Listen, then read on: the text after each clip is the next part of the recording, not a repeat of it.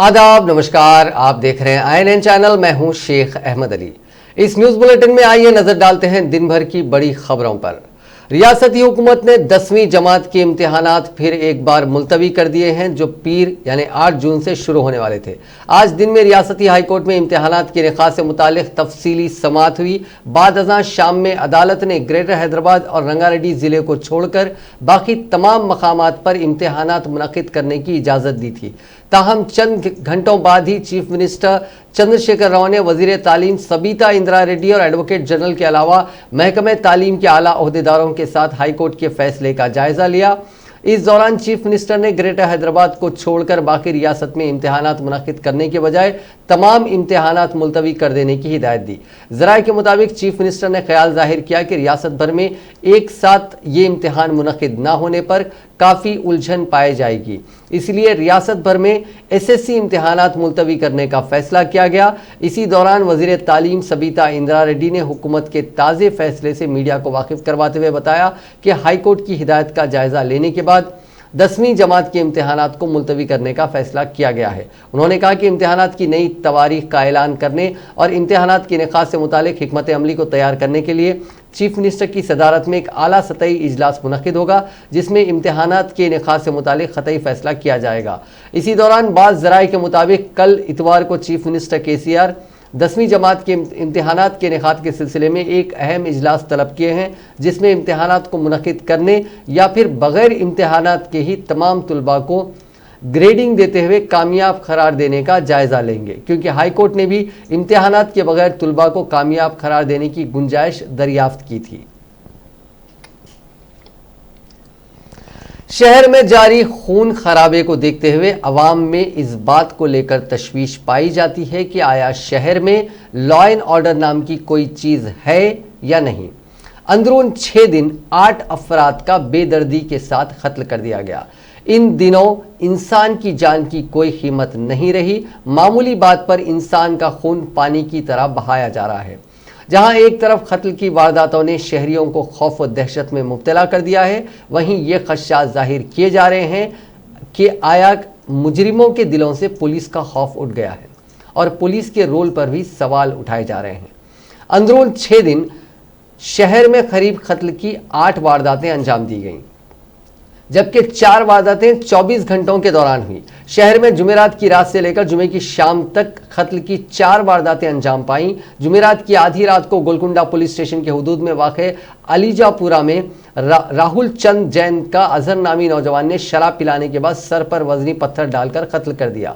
इस वारदात के बाद शाम 5:30 बजे के करीब याकूतपुरे इलाके की मसरूफ तरीन जफर रोड पर एक नौजवान इमरान का उसके सौतेले भाई और उसके साथियों ने मोहलिक हथियारों से हमला करके सरेआम कत्ल कर दिया। हमलावरों ने ताक़ुब करते हुए फिल्मी अंदाज में उसे अपना शिकार बनाया। कत्ल के बाद वो जाए वारदात से फरार हो गए, जबकि इमरान खून में लथपथ सड़क पर पड़ा हुआ था। इसके सीने में खंजर पियोस्त हो गया था और आसपास खड़े लोग उसकी वीडियोग्राफी कर रहे थे। इस वारदात ने शहरियों में दहशत की लहर पैदा कर दी थी। अभी वो इस खौफनाक कत्ल का वीडियो सोशल मीडिया पर देखकर लोग खौफ से बाहर भी नहीं निकल पाए थे कि एक और दिल दहला देने वाली वारदात लंगर हाउस पुलिस स्टेशन के हुदूद में पेश आई। कर्फ्यू के दौरान मोटरसाइकिल पर जाने वाले 2 अफराद का 4 व्हीलर के जरिए ताक़ुब करते हुए पहले उन्हें टक्कर देकर गिराया गया और उसके बाद कार सवार हमलावरों ने मोहलिक हथियारों से हमला करके उनका कत्ल कर दिया। ये कार्रवाई भी फिल्मी अंदाज में अंजाम दी गई। इस तरह की वारदात ने शहर में होने वाले सड़क हादसात पर भी कई तरह के शुकूक व शुबात को जन्म दिया है और शहरियों के जहन में ये सवाल पैदा हो रहा है कि क्या तमाम सड़क हादसात सिर्फ हादसात ही होते हैं या इसमें साजिश का पहलू भी छुपा होता है। 6 दिन कबल बहादुरपुरा पुलिस स्टेशन के हुदूद में मीर आलम टैंक के इस शेख मोहम्मद नामी नौजवान का उसके दोस्तों ने मामूली बात को लेकर कत्ल कर दिया। 11 मई को चादरघाट पुलिस स्टेशन के हुदूद में एक गदागर उसके साथी ने कत्ल कर दिया। इसी तरह काले पत्थर मोइनपुरा से ताल्लुक रखने वाले वसीम का सर पर वजनी पत्थर डालकर कत्ल कर दिया गया। बंसीलाल पेट के नौजवान कृष्णा का रेलवे ट्रैक के करीब कत्ल करके नाश को आग लगा दी गई। लॉकडाउन के दौरान हालात पुरसुकून थे। लॉकडाउन में नरमी के साथ ही शहर में कत्ल की वारदातों का लामुतनाही सिलसिला चल पड़ा है। और इसे रोकने में पुलिस बेबस नजर आ रही है।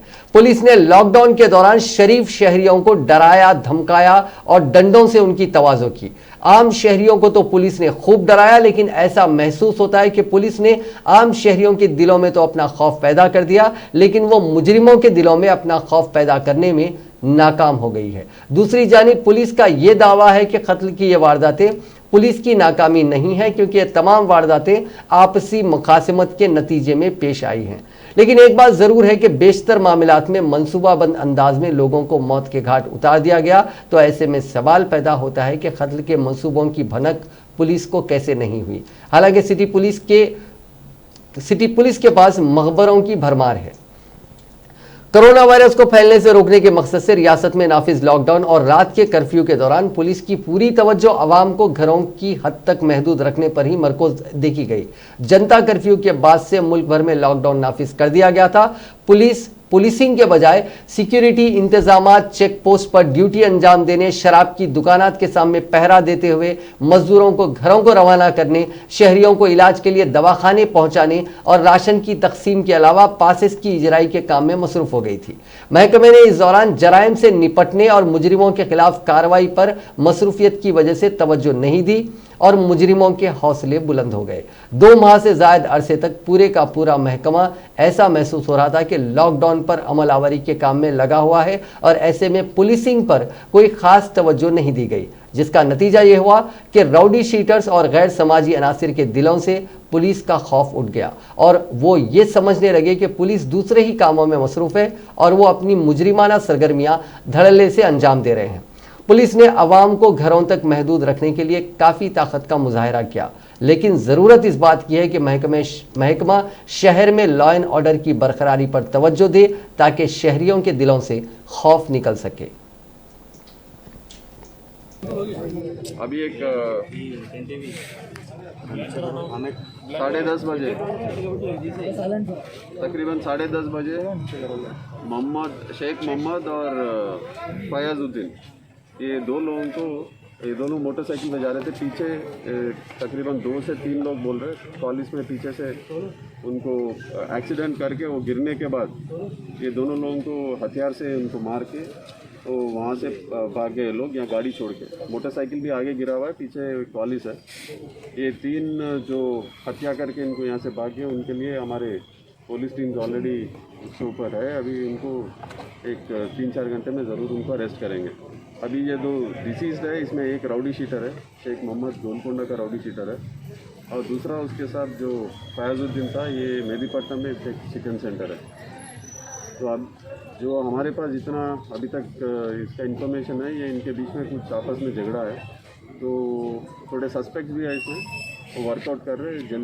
जल्द से जल्द इनको अरेस्ट करेंगे। सभी आफ्टर लॉकडाउन पेट्रोलिंग के वजह से नहीं है, क्योंकि ये एक्सीडेंट पीछे से गाड़ी जो ये मोटरसाइकिल पे जा रहे थे, इनको पीछे से मार के एक्सीडेंट करके ये गिरने के बाद इनकी हत्या हुई। तो ये मतलब ये लोग प्लान्ड यहाँ पे आए, इनको फॉलो करते हुए ये रोड में आने के बाद इनकी पीछे से एक्सीडेंट करके फिर ये नीचे गिरने के बाद इनकी हत्या किया गया है।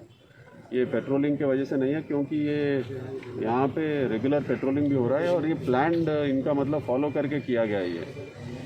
तो ज़रूर ये इनको अरेस्ट तो करेंगे अभी।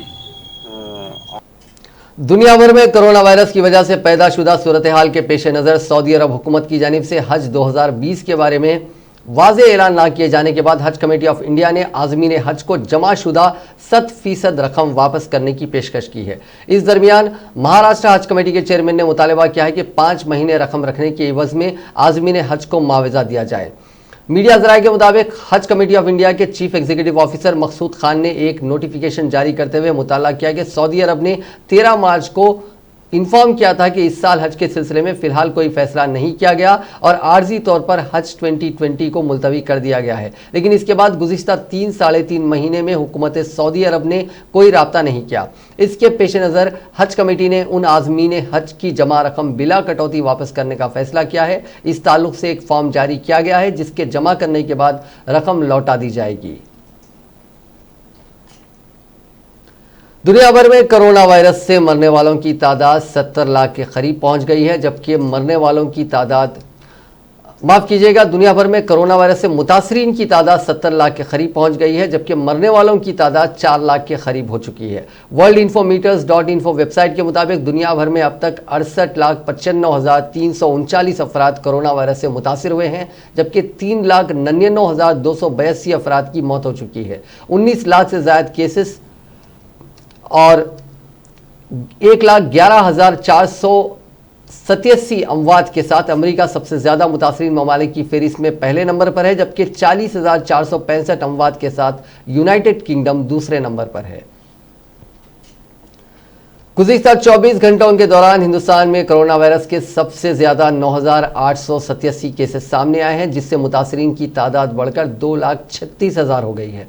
दुनिया के सबसे ज्यादा मुतासिर ममालिक की फहरिस्त में अब हिंदुस्तान 6वें मकाम पर है। इस अरसे में कोरोना वायरस से 294 अफराद लुक़्मे अजल बन चुके हैं, जिसके बाद हलाक होने वालों की तादाद 6,642 हो गई है। मुतासरीन के मामले में हिंदुस्तान इटली को पीछे छोड़कर दुनिया भर में 6ठे नंबर पर आ गया। इटली में 2,34,531 अफराद इस वबा से मुतासिर हैं, जबकि वहां 33,774 अफराद लुक़्मे अजल बन चुके हैं। सेहत और ख़ानदानी बहबूद की मरकज़ी वजारत की तरफ से हफ्ते के रोज़ जारी ताज़ा तरीन आदाद शुमार के मुताबिक गुज़िश्ता 24 घंटों के दौरान 9,887 नए केसेस के साथ मुतासरीन की तादाद 2,36,657 हो गई है। इसी मुद्दत के दौरान 294 अफराद की हलाकतों के साथ मजमूई तादाद मरने वालों की 6,642 हो गई है। इस वक्त मुल्क में कोरोना के 1,15,942 एक्टिव केसेस हैं, जबकि 1,14,073 अफराद इस वबा से छुटकारा पाने में कामयाब हुए हैं। कांग्रेस के साबिक सदर राहुल गांधी ने इल्जाम आयद किया है कि मोदी हुकूमत कोरोना वायरस से पैदा होने वाले बहरान के दौरान गरीबों और MSMEs को नगद माली इमदाद फराहम नहीं करके मुल्क की मईशत को बर्बाद कर रही है। राहुल गांधी ने हफ्ते के रोज ट्वीट किया कि हुकूमत अवाम और खुर्द, छोटी और दरमियान मुतवस्सो सनतों को नगद माली इमदाद ना देकर मुल्क की मईशत को तेज़ी से बर्बाद कर रही है। इसके साथ ही उन्होंने एक खबर भी पोस्ट की है, जिसमें कहा गया है कि आज तमाम लोग खरीदार और सरमायाकार हैं, इसलिए मईशत को बरकरार रखने के लिए हर एक की जेब में नकदी डालना ज़रूरी है। हिंदुस्तान के मोस्ट वांटेड और अंडरवर्ल्ड डॉन दाऊद इब्राहिम की मौत की अटकलें लगाई जा रही हैं। दरअसल जुमे के रोज़ कुछ मीडिया रिपोर्ट्स में कहा गया था कि दाऊद और उसकी बीवी कोरोना से मुतासिर हैं और कराची के आर्मी हॉस्पिटल में उनका इलाज चल रहा है। दोनों की हालत तशवीशनाक बताई गई थी। इसके बाद हफ्ते को उसकी मौत की खबरें आने लगी। अब तक उनकी तस्दीक नहीं हो सकी। जुमे को ही दाऊद के छोटे भाई अनीस ने दाऊद के मुतासिर होने की खबरों से इनकार किया था। अनीस ने कहा था कि डी कंपनी दुबई और पाकिस्तान में बिजनेस कर रही है। माना जाता है कि पाकिस्तान की खुफिया एजेंसी इंटर सर्विसेज इंटेलिजेंस यानी ISI की हिफाजत में दाऊद इब्राहिम कराची में रह रहा है। उस पर 1993 के मुंबई सीरियल बम ब्लास्ट समेत कई इल्ज़ाम हैं। पाकिस्तान दाऊद और उसके ख़ानदान की मुल्क में मौजूदगी से इनकार करता रहा है। दाऊद 1994 से पाकिस्तान में है। उसकी बेटी महरूख की शादी पाकिस्तानी क्रिकेट टीम के साबिक कैप्टन जावेद मियादाद के बेटे जुनैद से हुई है। डी कंपनी का उसूली और सट्टेबाजी सिंडिकेट का इंचार्ज छोटा शकील भी कराची में रहता है। तेलंगाना में आज कोरोना वायरस से 10 अफराद हलाक हुए हैं, जबकि 206 नए मामले दर्ज हुए हैं। इस इजाफे के साथ रियासत में अब तक इस मोजी वायरस से मरने वालों की तादाद 123 हो गई है, जबकि मुतासरीन की तादाद 3,496 तक पहुंच गई है, जिनमें 448 माइग्रेंट वर्कर्स, डिपोटीज और फॉरेन इवैक्यूज भी शामिल हैं।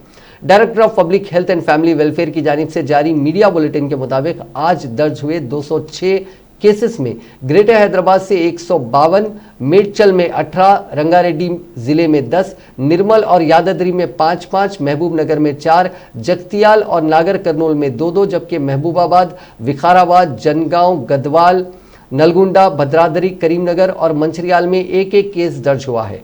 अब तक 1,710 अफराद को ठीक होने पर डिस्चार्ज किया गया है, जबकि जुमला 1,663 अफराद का मुख्तलिफ हॉस्पिटल्स में इलाज चल रहा है। तेलंगाना के वजीर इंफॉर्मेशन टेक्नोलॉजी के तारक रामाराव ने वजीर शहरी हवाबाजी हरदीप सिंह पुरी से दरख्वास्त की है कि मकसद से हैदराबाद के लिए फ़्लाइट्स चलाई जाएं, ताकि वहां पर बगैर तनख्वाह और ज़रूरी अशिया के बगैर रहने वाले मायूस अफराद को वापस लाया जा सके। केटीआर ने यह दरखास्त उनको ट्विटर पर मौसूल एक वीडियो के जवाब में की, जिसमें तेलंगाना के जिले करीमनगर से ताल्लुक रखने वाले एक शख्स ने उनसे कहा कि उसको 2 साल और 3 माह से तनख्वाह नहीं मिल रही है, उसको ग़िज़ा के लिए भी मुश्किल सूरत हाल का सामना करना पड़ रहा है और वतन वापसी के लिए कोई फ्लाइट भी नहीं है। तमाम फ्लाइट सिर्फ केरल तक ही चलाई जा रही हैं। 44 सेकंड के इस वीडियो में अपने दीगर साथियों के साथ नजर आने वाला करीमनगर से ताल्लुक रखने वाला श्रीनिवास कह रहा है कि लॉकडाउन की वजह से उस होटल में जिसमें वो काम करता था बंद हो गई है, जिसके बाद उसको और दीगर को काफ़ी मुश्किलात का सामना है। నమస్కారాలు నా పేరు శ్రీనివాస్ నేను కరీంనగర్ జిల్లా గంగాధర మండలం మేము మస్కట్కి వచ్చామండి 2 ఇయర్స్ బ్యాక్ ఇప్పుడు లాక్డౌన్ ఓపెన్ అయిన నుంచి మాకు ఇక్కడ హోటల్ బంద్ అయిపోయింది మాది హోటల్ ఓపెన్ డ్యూటీలు బంద్ అయిపోయినాయండి మాకు ఇంతవరకు అయితే సాలరీ ఇవ్వలేదు 3 నెలల సాలరీ పెండింగ్లో ఉన్నాయి అలాగే డ్యూటీ బంద్ అయిపోయింది తినడానికి ఫుడ్ లేదండి ఇంటికి వద్దామంటే ఫ్లైట్స్ కూడా లేవండి ఇక్కడ అది పరిస్థితి అండి ఇప్పుడు మాకు పరిస్థితి చాలా క్రిటికల్గా ఉంది దయచేసి మీరు మస్కట్కి ఫ్లైట్ లేయించండి ఇంతవరకు ఒకటే ఫ్లైట్ 1 మంత్ నుంచి ఒకటే ఫ్లైట్ వచ్చిందండి హైదరాబాద్కి చాలా మటుకు కేరళకి వెళ్ళిపోతున్నాయి ఫ్లైట్లన్నీ దయచేసి మా విన్నపాన్ని మన్నించి మాకు సహాయం చేయగలరని మనవి नमस्कार। कोरोना वायरस की रोकथाम के लिए नाफिज करदा लॉकडाउन की वजह से हैदराबाद में फंसे तकरीबन 128 सोमालियाई बाशिंदे अपने वतन वापस हो गए। आज शहर के शमशाबाद एयरपोर्ट से वो डिलो एयरलाइंस की फ़्लाइट के ज़रिए रवाना हुई। ये तैयारा सोमालिया के मोगादिशु से बराहे मस्कत हैदराबाद पहुंचा और 2 घंटे के बाद उन अफराद को लेकर रवाना हो गया। तमाम मुसाफरीन की इंटरिम इंटरनेशनल डिपार्चर टर्मिनल पर तिब्बी जांच की गई और तमाम प्रोटोकॉल पर अमल किया गया। हैदराबाद सिटी सिक्योरिटी काउंसिल की जानिब से स्त्री के मौजू पर एक इफ्तिताई प्रोग्राम का इनेकाद अमल में लाया गया, जिससे खिताब करते हुए वज़ीर दाखिला मोहम्मद महमूद अली ने कहा कि हर शख्स को औरत का एहतराम करना चाहिए। दुनिया में वही मर्द कामयाब है जो औरतों की इज्जत करता है। उन्होंने कहा कि बचपन में हम माँ का आशीर्वाद लेकर बाहर जाते थे और बड़ी बहन की दुआएं लेते थे। शादी हुई तो अहलिया का भी एहतराम करते हैं और बेटी से भी शफकत से पेश आते हैं। हमारे ज़माने में जब हम बाहर निकलते तो ख़वातीन के एहतराम में अपनी निगाहों को नीचे रखते थे। ख़वातीन के एहतराम व मकाम को बहाल करना चाहिए। इसी commissioner of police Anjani Kumar ने इस प्रोग्राम में खिताब करते हुए कहा कि पुलिस महकमे का मतलब 24 घंटे खिदमत से मानून है। पुलिस ओहदेदार 24 घंटे आपकी खिदमत के लिए हाजिर रहते हैं। आज यकीनन खुशी भी हो रही है और अफसोस भी होता है, क्योंकि दुनिया में जो इंसान है आज मैं आपके सामने पा रहा हूँ तो एक स्त्री की वजह से ही पा रहा हूँ। जितने लोग यहाँ पर हैं हमारा बहुत बड़ा मुकाम है। हम बचपन में जब छोटे थे, आज भी जब तक हमारी माँ थे, हम जब बाहर निकलते तो उनका आशीर्वाद लेकर निकलते थे। हम हमारी बहन की दुआ लेते थे। उसके बाद आई तो हमारी बीवी, वो भी हमारी तरक्की के लिए। दुनिया में कोई इंसान तरक्की करता है तो उसके पीछे कोई ना कोई औरत का हाथ होता है। तो वो डेफिनेटली जिसकी घर की बीवी अच्छी होती है उसे बहुत मेंटली बड़ा सुकून रहता है और वही घर डेवलप होता है जिसमें मियाँ बीवी दोनों प्यार और मोहब्बत से रहेंगे। तो हम यकीनन हम औरतों के लिए बड़ी इज्जत करना चाहिए। दुनिया में जो भी है इंसान की माँ के आशीर्वाद से मिलता है, बीवी के साथ में हम सफर होने की वजह से मिलता है और अफराद बहन और बेटी की दुआ से मिलता है। तो औरत का बहुत बड़ा मुकाम है। इस्लाम में तो एक बात कही गई है और हकीकत भी यही है, माँ के पैरों के नीचे जन्नत है, बाप के नहीं है, माँ के पैरों के नीचे। तो कल्चर हमारा ऐसा था हिंदुस्तान का जो आज नहीं रहा। पुराने बड़े लोग बड़ी औरत की इज्जत किया करते थे। सामने से औरत जाती है तो नजर नीचे कर लिया करते थे, देखते तक नहीं थे। तो हम उस कल्चर को इंडियन कल्चर से फिर से लाना चाहिए। यकीनन औरतों को बहुत ऊंचा मुकाम है, उसे फिर से बहाल करना चाहिए और बहुत कोशिश करना चाहिए कि हम हमेशा औरतों को इज्जत दें। औरतों को हम खुद जब इज्जत देंगे तो हमेशा घर में हो या बाहर हो, उसके लिए बहुत हम कोशिश भी कर रहे हैं और इंशाल्लाह इस पर अमल भी करेंगे। और हमारी जो बहनें हैं उनकी तरफ से हम आगे बढ़ रहे हैं, यही हमारा सोच है, यही हमारा हकीकत भी यही है। సో మనకి police department is a service. ఈ సర్వీస్ అంటే ఈ సర్వీస్ की ఒక बाउंड्री లేవు, कोई इसका सीमा नहीं रहता है। कैसा भी सिचुएशन आए, कैसा भी मौका आए, हमारे पुलिस ऑफिसर 24 आवर्स आपके लिए हाजिर रहते हैं। आज हमारे हैदराबाद सिटी पुलिस के जो भी ऑफिसर आपके सामने आए, मैं आपसे गुजारिश करता हूं कि उनके चैलेंजेस को आप अपने दिल में जरूर रखें कि क्या ये कल रात को 6 घंटे सोए या नहीं सोए, क्या वह सुबह सही टाइम पे नाश्ता किए या नहीं किए, लेकिन ड्यूटी आपके लिए कर रहे हैं। हमारे ट्रैफिक ऑफिसर 45 डिग्री टेम्परेचर हो या मॉनसून में नाली जाम होता है ड्रेनेज का, या रात के सन्नाटे में जहां कोई नहीं रहता है वहां भी मौजूद रहते हैं। उनको आपसे केवल यही उम्मीद है कि उनकी फीलिंग्स को आप समझें। परसों एक पुराने शहर में ओल्ड सिटी का के 2 कांस्टेबल, एक किसी अखबार में हमने वो पिक्चर देखा कि एक मोर को ये लॉकडाउन में जानवरों को भी बहुत परेशानी हुई, उनको भी खाने का नहीं मिल रहा। एक मोर को 4-5 कुत्ते घेर के मारना चाह रहे थे, हमारे 2 कांस्टेबल ने जाकर उसको भी बचाया। इसको कहते हैं फीलिंग। ये कहां की ड्यूटी है बताइए ये भी, लेकिन ये सेंसिटिविटी जो हमारे 2 कांस्टेबल ने जो ओल्ड सिटी का दिखाया, हमारे लिए वो हीरो है। और इसीलिए जब हमारे रियासती वजीर तलसानी श्रीनिवास यादव ने कहा है कि बलकमपेट कल्याणम 23 जून को मंदिर के पंडितों की निगरानी में मुनक्किद होगा। इस सिलसिले में एक आला सतही इजलास मुनक्किद करते हुए उन्होंने कहा कि कोरोना वायरस के पेश नज़र इस साल ये तकरीब मंदिर के अहाते में मुनक्किद की जाएगी। भक्तों को ऑनलाइन इसका मुशाहिदा करने की सहूलत हुकूमत फराहम करेगी। कल्याणम तकरीब में भक्तों को न आने की उन्होंने अपील की। अदाकारा मीरा को तेलुगु फिल्म अदाकार जूनियर एनटीआर के मद्दाहों से हरासानी की शिकायत पर कार्रवाई करने की तेलंगाना के वजीर इंफॉर्मेशन टेक्नोलॉजी केटीआर ने रियासत के डीजीपी और कमिश्नर पुलिस हैदराबाद से ख्वाहिश की है। अदाकारा ने इस खुसूस में केटीआर को किए गए अपने शिकायती ट्वीट में कहा था कि उनको इज्तिमाई असमत दरी, एसिड हमला, बदकलामी और नुक्ताचीनी का सामना है। अदाकारा ने इस सिलसिले में उनसे की गई बदकलामी के ट्वीट्स भी केटीआर को भेजे। इस शिकायती ट्वीट पर फौरी रद्द-ए-अमल जाहिर करते हुए वजीर मौसूफ ने कहा कि उन्होंने पुलिस सरबराह और कमिश्नर पुलिस से कार्रवाई की ख्वाहिश की है। यह सारा मामला उस वक्त शुरू हुआ जब इस अदाकारा ने ट्विटर पर अपने मुद्दाहों के सवालात के जवाब में देने का एक सेशन रखा। इस सेशन के दौरान उनके एक मुद्दा ने उनसे सवाल किया कि उनका पसंदीदा अदाकार कौन है, जिस पर अदाकारा ने मशहूर तेलुगु अदाकार महेश बाबू का नाम लिया। इस पर एक और मशहूर अदाकार जूनियर एनटीआर के मुद्दा बरहम हो गए, जिन्होंने अदाकारा की इज्तिमाई असमत दरी, एसिड हमला और बदकलामी के बड़े पैमाने पर ट्वीट शुरू कर दिए।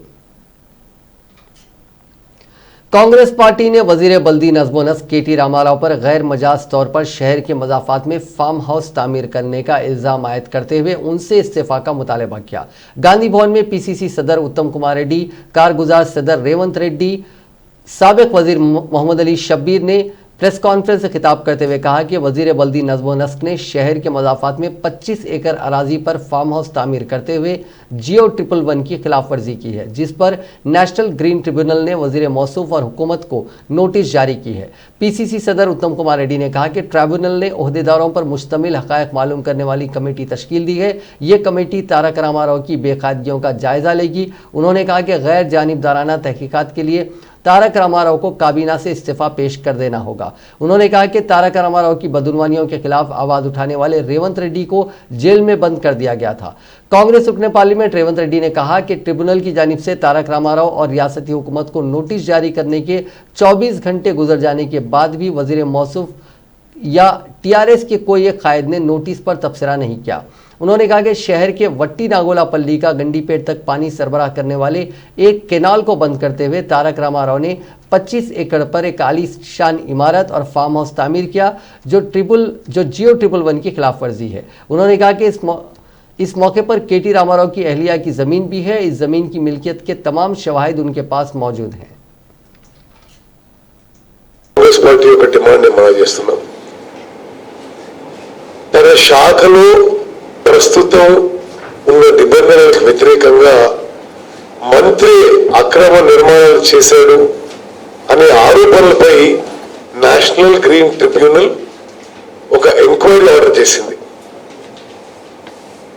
తప్పనిసరిగా మరి కేటీ రామారావు గారు ఈ ఎంక్వైరీ మీ శాఖకు సంబంధించిన అధికారులే నిర్వహించారని చెప్పి నేషనల్ గ్రీన్ ట్రిబ్యునల్ ఆర్డర్ ఇచ్చింది. కాబట్టి మీరు మంత్రిగా తప్పుకోవడమే ఇది నైతికంగా మరి అప్రోప్రియేట్ అనే విషయం మనవి చేస్తూ, మీరు ఈ శాఖ మంత్రి ఉంటూ ఈ శాఖ అధికారులు ఎంక్వైరీ చేయడం అసలు వీలుండదు. ఒక ఇంపార్షియల్ ఎంక్వైరీ వీలు కాదు. కాబట్టి మరి కేటీ రామారావు గారు మంత్రిగా తప్పుకోవాలని చెప్పి కాంగ్రెస్ పార్టీ డిమాండ్ చేస్తుంది. రెండో విషయం, सर क्या बोलते हैं, सरकार एक कदम उठाने दो. सरकार अगर कदम उठाए तो बात अलग है. सरकार अगर कदम नहीं उठाए, हम क्या करने हैं, कैसे करने हैं, हम लोग पूरे पार्टी सीनियर लीडर सब बैठ के हम लोग आगे का कार्याचरण लेंगे. वजीर बंदी नज़्म नस्क तारक रामाराव ने नेशनल ग्रीन ट्रिब्यूनल की जानिब से उन्हें जारी करदा नोटिस पर तबसरा करते हुए कहा कि कांग्रेस के कायद ने दानिस्ता तौर पर उनके खिलाफ इल्ज़ामात आयद करते हुए शोहरत हासिल करने की कोशिश की है. उन्होंने वाजे किया कि वो ज़मीन के मालिक नहीं है. इससे पहले भी वो इस सिलसिले में वजाहत कर चुके हैं. ट्विटर पर एक बयान जारी करते हुए वज़ीर मौसूफ ने कहा कि उनके खिलाफ गलत तशहीर की जा रही है और उन पर आयद इल्ज़ामात गलत हैं और वो तहकीकात में साबित करके दिखाएंगे. वाज़ेह है कि कांग्रेस के रुकन पार्लियामेंट रेवंत रेड्डी की दरख्वास्त को एनजीटी ने गंडीपेट तालाब के करीब जनवाड़ा मौजू में फार्म हाउस तामीर करने पर वज़ीर मौसूफ को नोटिस जारी की है. कांग्रेस के सीनियर लीडर गुड्डू नारायण रेड्डी ने कहा है कि हुकूमत की नाअहली की वजह से डॉक्टर्स और पुलिस अमला कोरोना वायरस से मुतासिर हो रहे हैं. मीडिया से बात करते हुए उन्होंने कहा कि अगर ज़्यादा डॉक्टर्स मुतासिर होंगे तो इसकी जिम्मेदार हुकूमत होगी. डॉक्टर्स को महफूज रखने में हुकूमत संजीदा नहीं है. निम्स हॉस्पिटल के एक ब्लॉक को बंद कर देने की नौबत तक आ चुकी है. उन्होंने कहा कि कोरोना वायरस से निपटने वाले डॉक्टर्स को हेजमिट सूट फराहम किए जाएं. हम आपके जरिया गवर्नमेंट से डिमांड करते हैं कि जो भी डॉक्टर्स और पुलिस, ये जो फ्रंटलाइन वॉरियर्स है, ये लोग अपनी जिम्मेदारी निभाते हुए जो कोविड के इफेक्टेड हो रहे और कई कांस्टेबल्स इस कोविड के समय में ड्यूटी में रहते हुए भी अपनी जिम्मेदारी निभाते हुए जो अपने जान को कुर्बान दिए हैं, उनको वीर सैनिक का जैसा ट्रीट करके उनको गवर्नमेंट की तरफ से कम 1 करोड़ रुपए का कॉम्पेंसेशन देना बोल के डिमांड कर रहे हैं. और स्टेट गवर्नमेंट अभी तक जो टेस्टिंग के बारे में बहुत ही निर्लक्ष्य धोरणी से बहुत ही इजी लेके जो काम कर रहे हैं, टेस्टिंग नहीं करते हुए ट्रेस टेस्ट एंड ट्रीट का जो WHO का, वर्ल्ड हेल्थ ऑर्गेनाइजेशन का जो पॉलिसी को नहीं निभाते हुए. सदर अंजन कुमार यादव ने कहा है कि हैदराबाद शहर में दिन ब दिन कोरोना वायरस के केसेस में इजाफा होता जा रहा है, लेकिन हुकूमत खामोश तमाशाई बनी हुई है. मीडिया से बात करते हुए उन्होंने कहा कि गांधी हॉस्पिटल की हालत इंतहाई अबतर है. पड़ोसी रियासतों में लाखों की तादाद में टेस्ट किए जा रहे हैं, लेकिन रियासत तेलंगाना में ज़्यादा टेस्ट नहीं किए जा रहे हैं. గ్రేటర్ హైదరాబాద్ మాజీ మేయర్ రాజ్ కుమార్ గారు, సీనియర్ నాయకులు నాంపల్లి ఇన్ఛార్జ్ ఫిరోజ్ ఖాన్ గారు, రాష్ట్ర యువజన కాంగ్రెస్ అఖిల భారత యువజన కాంగ్రెస్ జనరల్ సెక్రటరీ అనిల్ కుమార్ యాదవ్ గారు, ఇక నగరానికి చెందిన సీనియర్ నాయకులు అందరూ కూడా ఉన్నారు. కార్యవర్గ సభ్యులే కాకుండా సీనియర్ నాయకులు అందరికీ పేరు పేరున అందరికీ కూడా क्षमिंचाली. वही अंदर पेर मिसपेर हो तो क्षमा चाहता हूँ. सभी को पिछले गत 2.5 సంవత్సర నెలల నుంచి నగరంలో ఈ కరోనా వ్యాధి వ్యాపించిన నాటి నుంచి కూడా నిరంతరం ప్రజల మధ్యలో ఉండి ప్రజలకు जुनूब मगरिबी मानसून इम्कान है कि आइंदा 2 ता 3 दिनों में आंध्र प्रदेश पहुंच जाएगा. महकमे मौसमियात ने यह बात बताई.